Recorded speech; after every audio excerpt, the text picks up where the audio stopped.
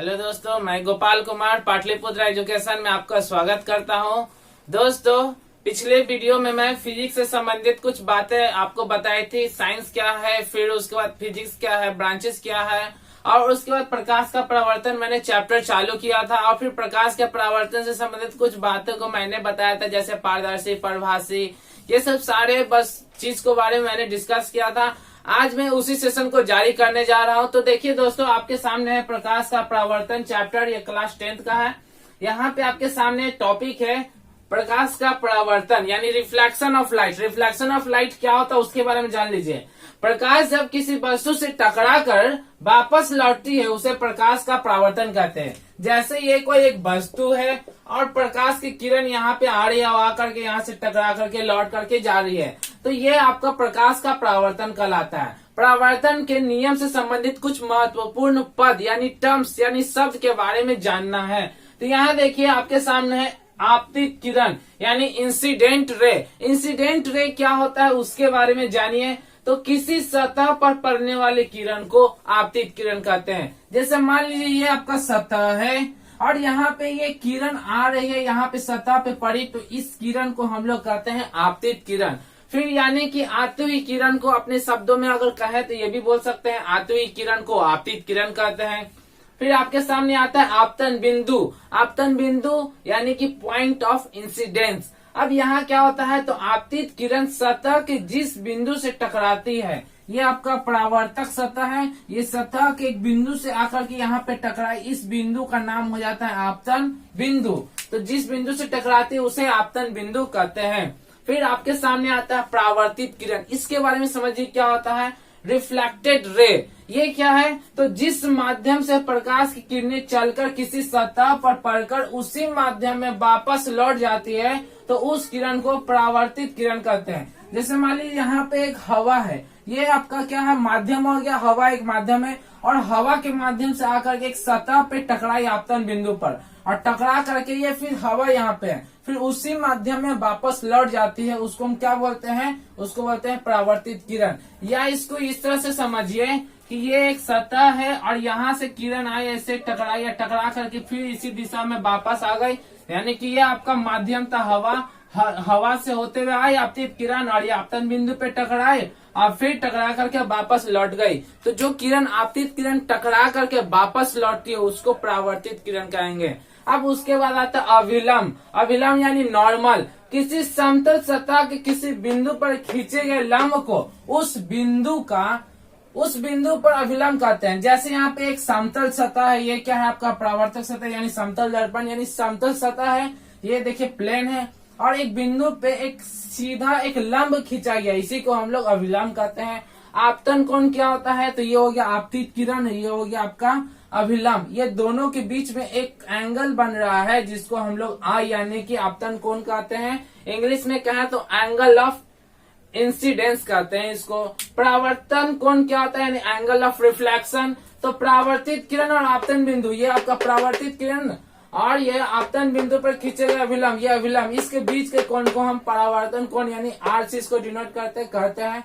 फिर यहाँ पे ये तो आ गया आपका टर्म्स। उसके बाद आता है प्रकाश के परावर्तन के नियम क्या है, या प्रकाश का परावर्तन किसे कहते हैं, ये कितने प्रकार के होते हैं, यहाँ पे इसको देखते हैं। तो देखिए यहाँ पे प्रकाश के परावर्तन के नियम क्या है और परावर्तन के कितने नियम हैं। तो देखिए, प्रकाश की किरण किसी समतल सतह पर पड़कर जिन नियमों का पालन करते हुए उस सतह से परावर्तित होती है, उन नियमों को प्रकाश का परावर्तन का नियम कहते हैं। फिर इसके दो नियम हैं, आपतित किरण, परावर्तित किरण और आपतन बिंदु पर खींचा गया अभिलंब। तीनों एक ही समतल में होते हैं। आपतन कोण और परावर्तन कोण आपस में बराबर होते हैं। तो ये क्वेश्चन लिखेंगे और क्वेश्चन का इसी के नीचे ये वाला फिगर बनाएंगे। तो क्या है इसका देख लीजिए, क्या है परावर्तन का नियम। तो देखिए परिभाषा को ध्यान दीजिए, क्या लिखा हुआ है, प्रकाश की किरण किसी समतल सतह, ये समतल सतह है, फिर पढ़कर जिन नियमों का पालन, एक क्या है, एक समतल सतह पे प्रकाश की किरण पड़ी और एक नियम का पालन करते हुए क्या की उस सतह से परावर्तित हो गई, एक नियम का पालन करते हुए आपका क्या हो गई, ये लौट गई, परावर्तित हो गई। तो ये जो नियम है ना, इसी नियम को परावर्तन का नियम कहते हैं। अब ये दो नियम है, क्या क्या, तो ये देखिए आपतित किरण ये है आपतित किरण, यहाँ पे आपका पड़ रहा है। और ये हो गया बिंदु जिसको नाम है आपतन बिंदु। तो आपतन बिंदु, आपतित किरण आपतन बिंदु पे आके मिला और अभिलंब भी आपतन बिंदु पे आके मिला और यही आपतन बिंदु से एक किरण लौट गया परावर्तित किरण। ये तीनों जो है ना एक ही समतल में है या एक ही बिंदु पर है कह सकते हैं। फिर यहाँ देखिए ये आपतन कोण या परावर्तन कोण, ये दोनों आपस में बराबर होता है, यानी कि एंगल AON यानी आई बराबर होता है BON यानी कि ये कोण और ये कोण आपका क्या होता है, बराबर होता है। आइए देखते हैं समतल दर्पण। यहाँ समतल दर्पण पर लंबवत पड़ने वाले किरण का परावर्तन का एक आरेख खींचना है। आरेख मतलब क्या होता है जान लीजिए। किरण आरेख का मतलब होता है प्रकाश की किरणों का पथ दर्शाने वाले चित्र को किरण आरेख कहते हैं। जैसे ये एक आपके सामने एक किरण है, तो प्रकाश ऐसे जा रही है, ये एरो दिखा रहा है, फिर यहाँ से टकरा करके वापस जा रही है इसी दिशा में, तो ये आपका क्या है, किरण पथ है। इसके पहले आपने जो फिगर पढ़ा था यहाँ पे बना हुआ था, वो भी आपका क्या था, किरण आरेख। ठीक, अब यहाँ पे समझते हैं। आपके सामने अगर मान ले क्वेश्चन आ जाए कि समतल दर्पण पर लंबवत पड़ने वाले किरण के परावर्तन का एक किरण आरेख खींचे, तो ऐसा ही फिगर बनेगा। लिखेंगे कैसे, उसमें लिखेंगे ऐसे, माना कि AB समतल दर्पण है, तो यहाँ आप देखिए A से B ये क्या है, एक समतल दर्पण है। फिर NP समतल दर्पण AB पर लंबवत आपतित है, तो N से P इसका नाम N और इसका नाम आपका हो गया क्या, P। ठीक है, तो NP कहा, NP समतल दर्पण AB पर लंबवत आपतित है, ये हो गया आपतित। अतः आपतन कोण बराबर I। अब देखिए आपने पढ़ा था कि अगर ऐसे रहेगा, किरण ऐसे आ रही है और ये आपका अभिलंब है, तो यहाँ पे कोण बनता है, इसका नाम होता है आपतन कोण। लेकिन यहाँ पे तो अभिलंब भी वही है, ऐसे है, और आपतित किरण भी ऐसे ही है, परावर्तित किरण भी क्या है, इसी प्रकार इसी दिशा में जा रही है। यानी कि आपतित किरण, अभिलंब और परावर्तित किरण ये तीनों क्या है, एक सीध में जा रहा है आपका। तो यहाँ पे आपतन कोण जो होता है बनता नहीं है, इसलिए आपतन कोण 0 हो जाता है। क्योंकि आपने क्या परिभाषा पढ़ा था कि आपतन कोण और परावर्तन कोण आपका ये बराबर होता है, नियम आपने पढ़ा था।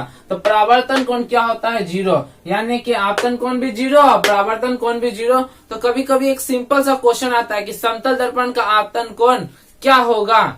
ठीक है, तो आपतन कोण क्या होगा, 0 होगा। परावर्तन कोण क्या होगा, तो परावर्तन कोण भी 0 होगा। ये आपको जवाब देना है। फिर देखिए अब इसमें, अतः समतल दर्पण पर लंबवत पड़ने वाले प्रकाश की किरण परावर्तन के बाद उसी पथ पर वापस लौट जाती है, यानी उसी दिशा में। यहाँ से आई प्रकाश की किरण टकरा करके उसी दिशा में वापस चली गई। ओके, यहाँ पे आपका क्लियर होता है। फिर यहाँ पे देखिए ये 90 डिग्री ये समकोण इस तरह से फिगर बनता है, इसको समकोण कहते हैं।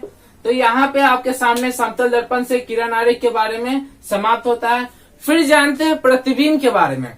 प्रतिबिंब किसे कहते हैं, तो यहाँ पे देख लीजिए प्रतिबिंब किसे कहते हैं और ये कितने प्रकार की होती है, फिर इसकी परिभाषाओं के बारे में बताएं जो आपका प्रकार है। तो किसी बिंदु स्रोत से आती प्रकाश की किरणें दर्पण से परावर्तन के बाद जिस बिंदु पर मिलती है या मिलती हुई प्रतीत होती है, उसे उस बिंदु स्रोत का प्रतिबिंब कहते हैं।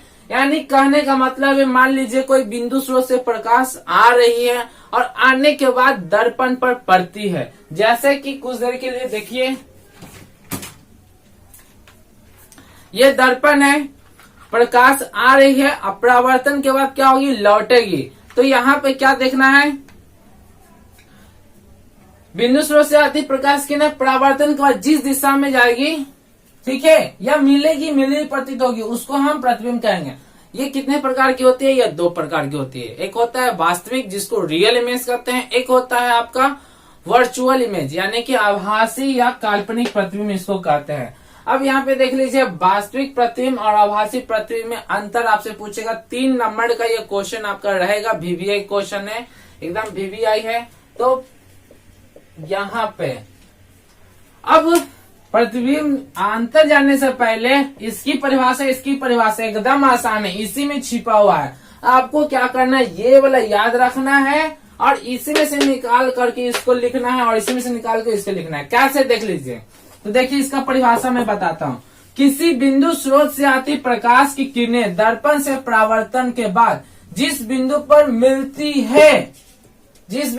मिलती है उसे उस बिंदु स्रोत का प्रतिबिंब कहते हैं। यानी कि यहाँ से आपको क्या करना है, टर्म्स को हटा देना है। अगर ये वाली परिभाषा की बात करेगी वास्तविक, तो जिस बिंदु पर मिलती है, ठीक है, उससे उस बिंदु स्रोत का प्रतिबिंब करते हैं। यानी कि यहाँ तक आपका हट जाएगा। फिर उसके बाद इसकी परिभाषा क्या देंगे, तो फिर से ध्यान से, किसी बिंदु स्रोत से आती प्रकाश की किरणें दर्पण से परावर्तन के बाद जिस बिंदु पर मिलती हुई प्रतीत होती है, यानी कि जिस बिंदु पर मिलती हुई प्रतीत होती है, तो ये वाला चीज को हटा देना है। ये वाला चीज को हटा देंगे। जिस बिंदु पर मिलती हुई प्रतीत होती है उसे उस बिंदु स्रोत का काल्पनिक प्रतिबिंब कहते हैं। फिर से कैसे जवाब देना है, ध्यान से सुन लीजिए। वास्तविक प्रतिबिंब का कि किसी बिंदु स्रोत से आती प्रकाश की किरणें दर्पण से परावर्तन के बाद जिस बिंदु पर मिलती है, या उसको ऐसे बोलिए, जिस बिंदु पर वास्तविक रूप से मिलती है उसे उस बिंदु स्रोत का वास्तविक प्रतिबिंब कहते हैं। फिर काल्पनिक प्रतिबिंब की परिभाषा क्या, कि किसी बिंदु स्रोत से आती प्रकाश की किरणें दर्पण से परावर्तन के बाद जिस बिंदु पर मिलती हुई प्रतीत होती है उसे उस बिंदु स्रोत का काल्पनिक प्रतिबिंब कहते हैं। तो ये आपका यहाँ पे परिभाषा हुआ। फिर अंतर के बारे में बात की जाएगी, तो आप सबसे पहले वास्तविक प्रतिबिंब का परिभाषा लिख दीजिए, फिर इसमें भी आभासी प्रतिबिंब का परिभाषा लिख दीजिए। फिर दूसरा, वास्तविक प्रतिबिंब जो होता है वस्तु की अपेक्षा उल्टा होता है, ये आपका सीधा है। और वास्तविक प्रतिबिंब जब आप देखेंगे तो क्या होगा, यही चीज आपका इमेज जो है ना उल्टा नजर आता है। वो कैसे, जब आप फोटो वगैरह खींचते हैं तो फोटो में आपको लगता है, लेकिन कैमरा इस तरीके से एडजस्ट कर देता है कि उसको सीधा दिखाई देता है। जैसे ये मेरा आंख है, तो मेरा आंख भी है ना, किसी भी वस्तु को देख रहा है या इसको देख रहा है ना, तो ये हमारे माइंड में जो फिगर बन रहा है इसका इस तरह से इमेज उल्टा दिखा रहा है, लेकिन ये ऐसा इस तरह से एडजस्टमेंट किया हुआ है कि वो उसको सीधा कर करके किसी भी वस्तु को हमको दिखाता है, या आपकी आंख भी किसी इमेज को वो सीधा करके दिखाता है। लेकिन रियल में सब चीज उल्टा बनता है इस तरह से। अगर ये सीधा है तो हमारे आंख के अंदर में जो ऐसे इमेज बनता है, ठीक है, तो ये क्या होता है, वस्तु की अपेक्षा हमेशा उल्टा होता है। याद रखिएगा वास्तविक प्रतिबिंब। फिर क्या, यह वस्तु की अपेक्षा सीधा होता है, यानी ये सीधा है तो ये भी सीधा है। जैसे दर्पण में आप देखिएगा कि ये क्या है, काल्पनिक का मतलब क्या होता है। जैसे ये देखिए आपके सामने है, यहाँ पे क्या दिख रहा है आपके सामने, ये एक पेन दिख रहा है, ठीक है।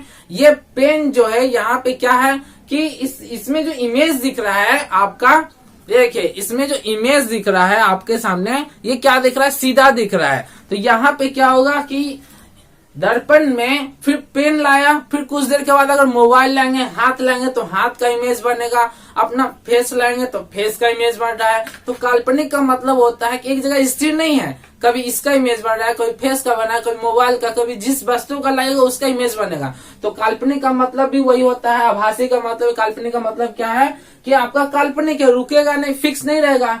तो ये चीज यहाँ पे बात होगी, इसके बारे में पहले इससे जानती है। क्या होगा, हमेशा सीधा होगा। इसे पर्दे पर प्राप्त किया जा सकता है, इसे पर्दे पर प्राप्त नहीं किया जा सकता है। पर्दे पर प्राप्त करने का मतलब है जब आप मोबाइल से फोटो खींचते हैं, या पहले के समय में कैमरा आता था, कैमरा से फोटो खींचते हैं, तो क्या होता है, हमको वो फिल्म जो रहता है उस पे हमको मिल जाता है, उसी को पर्दा बोला जाता है या स्क्रीन बोला जाता है, तो वो आपको मिल जाता है। या ये क्या है कि पर्दे पर प्राप्त नहीं किया जा सकता। दूसरा, फिर यहाँ पे चौथा क्या है कि आरेख में इसे एक सरल रेखा द्वारा दर्शाते हैं। जब आप फिगर बनाएंगे, आगे इसके बाद पढ़ेंगे, तो किरण आरेख खींचिएगा तो एक सरल रेखा द्वारा हम दर्शाएंगे, लेकिन इसको आरेख में हम टूटी फूटी रेखाओं से दर्शाते हैं। तो इस तरह से वास्तविक प्रतिबिंब और आभासी प्रतिबिंब के 4 अंतर है। और भी अंतर है, लेकिन उसमें 3-4 ही लिखने होते हैं। 3 नंबर का आएगा आपका, आराम से लिख दीजिएगा। अब उसके बाद आपके सामने आता है यहाँ पे समतल दर्पण की बात। तो समतल दर्पण क्या होता है, तो ये चिकने कांच की समतल प्लेट से बना होता है। ये क्या बना, दर्पण समतल दर्पण कहलाता है, जिसके पीछे वाली सतह को रजतित सिल्वर किया जाता है। आप देखिएगा इसको, इस दर्पण को निकालिएगा तो पीछे देखिएगा, यहाँ पे कभी निकाल कर देखिएगा तो क्या होगा, एक गहरा रंग का इसके पेंट चढ़ा हुआ रहता है या सिल्वर कलर का उस पर रजतित यानी सिल्वर चांदी की एक परत पड़ाई जाती है। क्यों? ताकि जो हम अपना फिगर ये फेस देखें तो फेस जो है ना हमको नजर आए। नहीं तो क्या होगा कि अगर पीछे इसका कलर नहीं चढ़ाया जाएगा तो आपका आर पार नजर आएगा। ओके, तो इसीलिए पीछे आपका चढ़ाया जाता है परत। क्यों? क्योंकि ताकि हमारा फेस या किसी भी चीज को दिखे। ओके, अब यहाँ पे तो देख लिया हमने। फिर समतल दर्पण द्वारा बने प्रतिबिंब की विशेषताओं को लिखे। कभी कभी आपसे पूछ लिया जाएगा तो आप क्या जवाब देंगे? तो देखिए यहाँ पे समतल दर्पण द्वारा बने प्रतिबिंब की विशेषताओं को लिखना है। तो सबसे पहली बात कि प्रतिबिंब दर्पण के पीछे बनता है। फर्स्ट नंबर, प्रतिबिंब दर्पण के पीछे बनेगा। ओके, दर्पण के पीछे करने का मतलब है दर्पण के अंदर में बनता है। फिर दूसरी बात, प्रतिबिंब का आकार वस्तु के आकार के बराबर होता है। तो आप देखेंगे कभी कभी क्या होता है, आप बचपन में खेल खेले होंगे कि ये आपका दर्पण है और इसके सामने आप ऐसे लेते थे तो देखते ही थे क्या कि प्रतिबिंब का आकार वस्तु का आकार इसमें जो जितना साइज का है उतना ही साइज का इसके अंदर भी बन रहा है। तो ये क्या है, प्रतिबिंब का आकार वस्तु के आकार के बराबर होता है। फिर दूसरा नेक्स्ट क्या है, प्रतिबिंब वस्तु की अपेक्षा सीधा बनता है। इसमें सीधा है तो दर्पण के अंदर भी सीधा ही दिख रहा है। फिर देखिए यहाँ पे प्रतिबिंब पार्श्विक रूप से उल्टा होता है। अब पार्श्विक रूप से उल्टा करने का मतलब क्या है कि आप देखिए इस तरह से देख रहे हैं, आपको वो लगेगा क्या कि हम फेस देख रहे हैं, तो दर्पण में लगेगा क्या कि हम अपना लेफ्ट आई टच कर रहे हैं और दर्पण में दिखाएगा राइट आई को। तो कहने का मतलब है पार्श्विक, कहने का मतलब है जैसे यहाँ पे एक चीज देखिए मैं आपको दिखाता हूँ प्रैक्टिकली करके। ये लिखा हुआ एक आर, ठीक है। अब इसके सामने इमेज आप देखिएगा यहाँ पे, तो दर्पण में आपका इमेज क्या बनेगा, दर्पण में आपका ये जो आर बन रहा है ये आपको उल्टा बन रहा है। या कुछ भी लिखे देखिए दर्पण में क्या होगा, ये आपका उल्टा बनेगा। यहाँ पे करने का मतलब लिख करके प्रैक्टिकल करके देखिए पार्श्विक का मतलब क्या होता है। जैसे लिखा हुआ उसका उल्टा नजर आएगा आपका। इस तरह से आर है या कुछ भी लिखिए, कोई भी लेटर लिखिए, आपका क्या दिखेगा यहाँ पे, उल्टा दिखेगा। इसमें ये होता है पार्श्विक। फिर उसके बाद आता है प्रतिबिंब आभासी होता है। तो जाहिर सी बात है आभासी का मतलब कभी ये इसका इमेज बनेगा, कभी किसी और चीज का इमेज बनेगा। इसे पर्दे पर प्राप्त नहीं किया जा सकता। आभासी है तो पर्दे पर प्राप्त नहीं करेंगे इसको। फिर दूसरा, प्रतिबिंब दर्पण से उतना ही पीछे बनते हैं जितना वस्तु दर्पण से आगे। जैसे मान लीजिए ये यहाँ से लेकर के यहाँ पे 15 सेंटीमीटर की दूरी पर है, तो दर्पण के अंदर आप अगर घुसोगे तो दर्पण के अंदर भी उतना ही पीछे इमेज बन रहा होगा। तो आप एक कभी मूवी देखे होंगे, भूत वाला मूवी, कि क्या होता है एक हीरो रहता है दर्पण के अंदर घुस जाता है, तो दर्पण के याद कीजिएगा, तो उसमें क्या होता है कि जितना दूरी पर वस्तु रखा हुआ है दर्पण के अंदर घुसने के बाद क्या है, तो इमेजिन कीजिए कि दर्पण के अंदर घुस के जाएंगे तो अगर इसको पेन यहाँ पड़े और वहां से यहाँ तक अगर दूरी जो है 15 सेंटीमीटर है, तो दर्पण के अंदर भी आपका उतना ही सेंटीमीटर की दूरी पर बनेगा। आप उसको प्रैक्टिकली कर सकते हैं। क्या कीजिए, एक बेंच लीजिए, एक स्केल लीजिए और यहाँ पे दर्पण करा करके आप स्केल से यहाँ पे नापिए और दर्पण के अंदर भी देखिएगा तो उतना ही आपका दिखाएगा। तो खैर यहाँ पे क्या है, प्रतिबिंब दर्पण से उतना ही पीछे बनेगा जितना वस्तु दर्पण से आगे होगा, अर्थात सामने होगा। यानी कि वस्तु दूरी और प्रतिबिंब की दूरी आपस में क्या होती है, बराबर होती है। तो इस तरह से यहाँ पे आपका ये सारी चीज समाप्त होते हैं। फिर देखते हैं अगले वीडियो में बहुत सारे बातों को डिस्कस करेंगे, पढ़ेंगे। अगर ये आपको सेशन अच्छा लग रहा है तो लाइक करना, कमेंट करना ना भूले और इसको शेयर कीजिए ज्यादा से ज्यादा लोगों तक, ताकि जो बच्चे को बेनिफिट नहीं मिल पा रही है वो इसका लाभ उठाए। ठीक है दोस्तों, धन्यवाद।